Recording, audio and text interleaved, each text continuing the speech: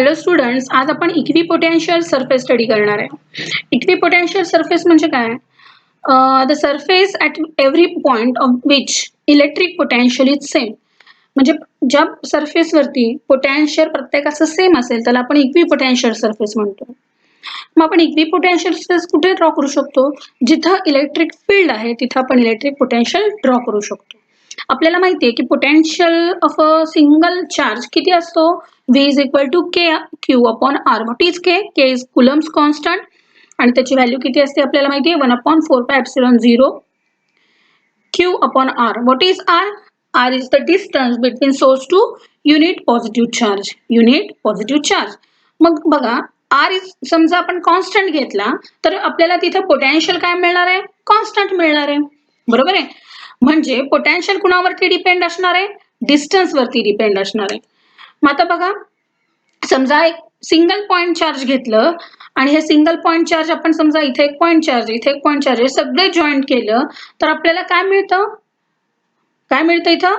Concentric spherical surface मिळतो. Concentric spherical surface मिळतो. इथे या रेडियस वरती घेतलं, इथल्या आर वरती घेतलं, इथं वेगळा, इथं वेगळा, इथं वेगळा, असे म्हणजे जसं जसं आपण आताच बघितलं, रेडियस कमी पोटेन्शियल जास्त, रेडियस कमी वाढली पोटेन्शियल कमी, रेडियस आणखीन वाढली आणखीन पोटेन्शियल कमी. इथे लक्षात येईल तुम्हाला, जेवढं रेडियस कमी आहे तेवढंच पोटेन्शियल जास्त आहे. जसं जसं लांब जाऊ तसं तसं काय झालेलं आहे, तिथलं पोटेन्शियल डिक्रीज होत चाललेलं आहे, कमी होत चाललेलं आहे.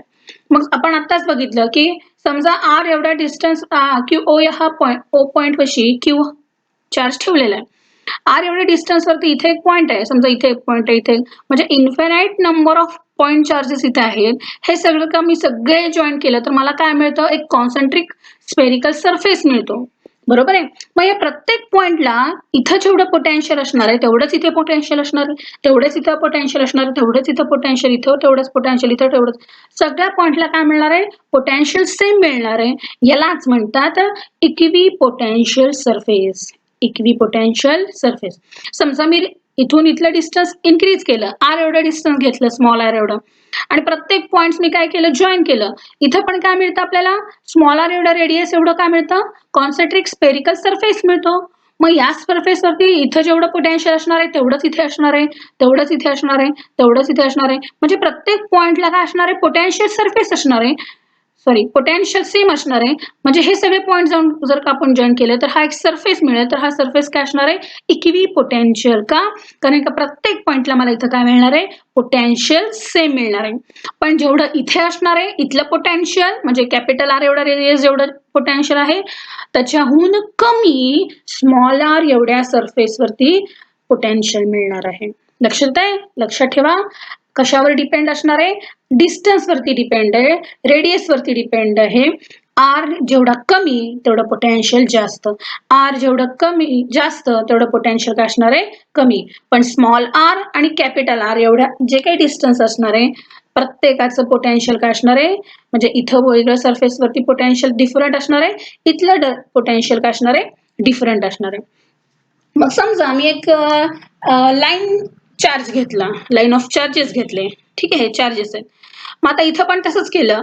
प्रत्येक आर एवढ्या डिस्टन्स वरती असे सगळे जे काही पॉइंट्स असतील सगळ्या डायरेक्शनने मी काय करणार? कलेक्ट केलं तर मला काय मिळणार हो? इथे सिलेंड्रिकल सिमेट्री मिळणार. इथं काय मिळणार? सिलेंड्रिकल सिमेट्री मिळणार. बरोबर आहे. कसं नेचर मिळणार मला? सिलेंडर सारखं मिळणार. म्हणजे या पॉइंट पाशी जेवढं पोटेन्शियल असणार आहे तेवढंच इथे असणार आहे, तेवढंच पोटेन्शियल इथे असणार आहे, तेवढंच इथं पोटेन्शियल असणार आहे. म्हणजे प्रत्येक पोटेन्शियल काय असणार आहे? इथलं प्रत्येक पॉइंटचं सेम असणार आहे. म्हणून याला आपण काय म्हणणार? काय म्हणणार? Equipotential surface.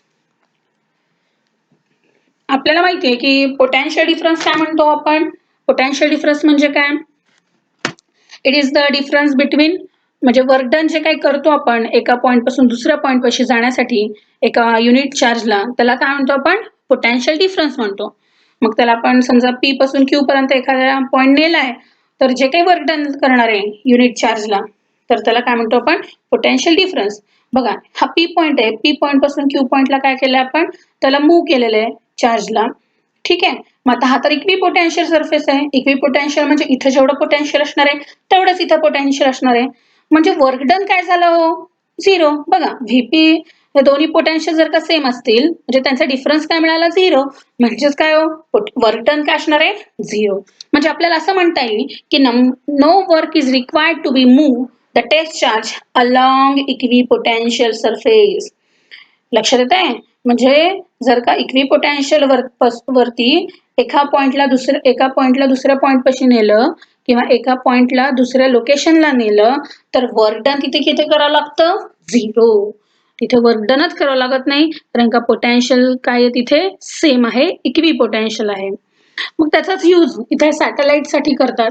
पृथ्वीच्या प्रत्येक आपल्याला माहिती आहे की पृथ्वीच्या जवळ काय असतात असे डिफरंट रेडियसवाले ऑर्बिट्स असतात आणि प्रत्येक ऑर्बिटमध्ये जेव्हा आपण एखादा सॅटेलाइट लॉन्च करतो, ऑर्बिट काय असतात, आता हा सॅटेलाइट काय असतो याच ऑर्बिटमध्ये रिव्हॉल्व्ह होत असतो, याच ऑर्बिटमध्ये रिव्हॉल्व्ह होत असतो. याच ऑर्बिटमध्ये का रिव्हॉल्व्ह होतो आपल्याला माहिती आहे because of gravitational force acting on that surface किंवा ऍक्टिंग ऑन दॅट सॅटेलाइट म्हणूया. म्हणजे ह्याच्यावरती ग्रॅव्हिटेशनल फोर्स ऍक्ट होतो त्यामुळेच काय होतं हा याच ऑर्बिटमध्ये रिव्हॉल्व्ह होत असतो. बरोबर आहे. मग आता या पॉइंट पासून समजा या सॅटेलाइटला या पॉइंट मध्ये आणायचं असेल तर काय हो त्याला काही वर्क डन करावं लागतं का नाही. का कारण का हे काय आहेत इक्विपोटेन्शियल सरफेस आहेत. मग इक्विपोटेन्शियल सरफेस मध्ये आत्ताच आपण बघितलं वर्क डन काय असतं 0. त्यामुळंच या सॅटेलाइटला या ऑर्बिटमध्ये रिव्हॉल्व्ह होण्यासाठी फ्युएलची गरज नसती, त्यामुळेच तो कंटिन्युअस तिथं काय असतो रोटेट होत असतो. आणि जी काही हे जे पॅनल्स आहेत हे पॅनल्स कशासाठी असतात हे तुम्ही डिटेल स्टडी केलेला आहे, तुम्हाला माहिती आहे. जे हे आपण सोलार पॅनल्स लावलेले असतात हे जे काही इंटरनल ऍक्टिव्हिटी असतात त्याच्यासाठी हे काय असतात पॅनल्स असतात. बाकी या सॅटेलाइटला रिव्हॉल्व्ह होण्यासाठी काय लागत नाही, एनर्जी लागत नाही, फ्युएल लागत नाही कारण का तो रिव्हॉल्व्ह होतो एकतर या ग्रॅव्हिटेशनल फोर्समुळे आणि दुसरं काय याच्यावरती जे काही इक्विपोटेन्शियल सरफेस आहे याच्यावरती रिव्हॉल्व्ह होताना त्याला वर्क डन करावं लागत नाही. मग वर्क डनच नाही तर एनर्जी सुद्धा काय असणार तिथे 0 असणार आहे. आता समजा आपण इक्विपोटेन्शियल सरफेस वरती एक छोटा पार्ट कन्सिडर केला, dx एवढा डिस्टन्स स्मॉल डिस्टन्स कन्सिडर केलं, ठीक आहे. मग आता इथं एनर्जी बघा इथे बाहेर म्हणजे सगळे चार्जेसची इलेक्ट्रिक फील्ड कुठला असणार आहे आपण बघितलेलं आहे, बाहेरच्या डायरेक्शननी असं असणार आहे बरोबर आहे, रेडियली आउटवर्ड. मग जर का आपल्याला माहिती आहे की काय हो जर का याचा डॉट प्रोडक्ट घेतला वेक्टर डॉट प्रोडक्ट ईडीएक्सचा तर काय मिळतं हो त्याचं मॅग्निट्यूड ईडीएक्स कॉस थिटा. मग आता इथं आपण काय म्हटलं वर्क डन 0 होतं जेव्हा इक्विपोटेन्शियल वरती आपण डिस्प्लेसमेंट करतो तेव्हा वर्क डन 0. पण आता इथे ई 0 आहे का नाही, डीएक्स 0 आहे का नाही, मग 0 काय असणार, मग काय राहिला फक्त कॉस थिटा. मग कॉस थिटा 0 कधी होतो जेव्हा थिटा 90 डिग्री असेल, जेव्हा थिटा 90 डिग्री असेल. मग आपण असं म्हणू शकतो का हो की ई म्हणजे कोण electric field is always perpendicular to equipotential surface. म्हणजे या पॉइंट पाशी बघितलं तर इलेक्ट्रिक फील्ड काय असणार आहे परपॅन्डिक्युलर टू धिस सरफेस. समजा आपण इथे बघितलं तर ई काय आहे इलेक्ट्रिक फील्ड काय असतं परपॅन्डिक्युलर किंवा त्यालाच आपण नॉर्मल सुद्धा म्हणतो टू धिस इक्विपोटेन्शियल सरफेस. मग आपण काय म्हणू शकतो एक प्रॉपर्टी झाली इक्विपोटेन्शियल सरफेसची की electric field is always perpendicular to an equipotential surface. मग काही सरफेसेस आहेत इक्विपोटेन्शियल सरफेसेस आहेत. एक कन्सिडर केलं आपण इलेक्ट्रिक डायपोल. मग इलेक्ट्रिक डायपोल माहिती आहे आपल्याला two equal and opposite charges separated by a finite distance. मग तिथं आपल्याला नेचर कसं मिळतं इक्विपोटेन्शियल सरफेसचं, तर हे असं मिळतं, हे इक्विपोटेन्शियल सरफेस आहेत, हे निगेटिव्ह चार्जेससाठी आणि हे पॉझिटिव्ह चार्जेससाठी. ठीक आहे.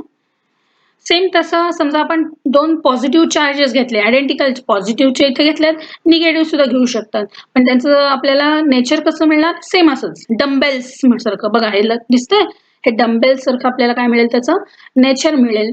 दोन समजा आपण सिमिलर चार्जेस घेतले तर तसंच सेम समजा आपण प्लेन घेतले, ठीक आहे, इक्विपोटेन्शियल सरफेस घेतलेले, ठीक आहे, हे असे कार्ड्स घेतलेले आहेत समजा कन्सिडर करूया.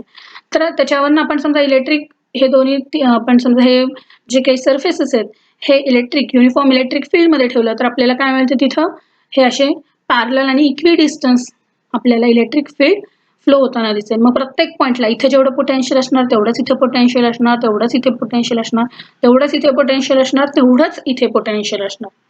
लक्षात येतं. मग समजा दोन प्लेट्स घेतले, आपण मेटॅलिक प्लेट्स घेतले, ठीक आहे. हे दोन मेटॅलिक प्लेट्स आहेत. जेव्हा आपण ह्याला आपण सप्लाय कनेक्ट करतो, बॅटरी कनेक्ट करतो, तेव्हा एका साईडला पॉझिटिव्ह चार्ज आणि दुसऱ्या साईडला निगेटिव्ह चार्जेस तयार होतात. ठीक आहे, ते डिटेलमध्ये आपण बघणार आहे. तर काय होतात, एका ठिकाणी पॉझिटिव्ह एका प्लेटवरती आणि दुसऱ्या प्लेटवरती निगेटिव्ह चार्जेस तयार होतात. आणि आपल्याला माहिती आहे पॉझिटिव्ह टू निगेटिव्ह काय असतं, त्यांचं इलेक्ट्रिक फील्ड लाईन्स असतात. मग जेव्हा फ्लो होतात तेव्हा काय असणार, त्यांच्यामध्ये इक्वी पोटेन्शियल लाईन्स तयार होतात, जे पॅरलल आहेत आणि इक्वल पोटेन्शियल आहेत. असे काय असणार, मध्ये इथे जेवढं पोटेन्शियल असणार आहे तेवढंच इथे पोटेन्शियल असणार आहे, तेवढंच इथे पोटेन्शियल असणार आहे. सेम इथे जेवढं पोटेन्शियल असणार आहे तेवढंच इथं, म्हणजे इक्वी पोटेन्शियल इथे काय होतात, लाईन्स तयार होतात.